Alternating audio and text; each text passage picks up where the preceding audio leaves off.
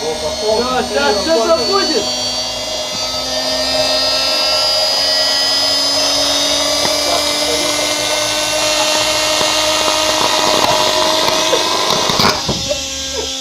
О, потяни.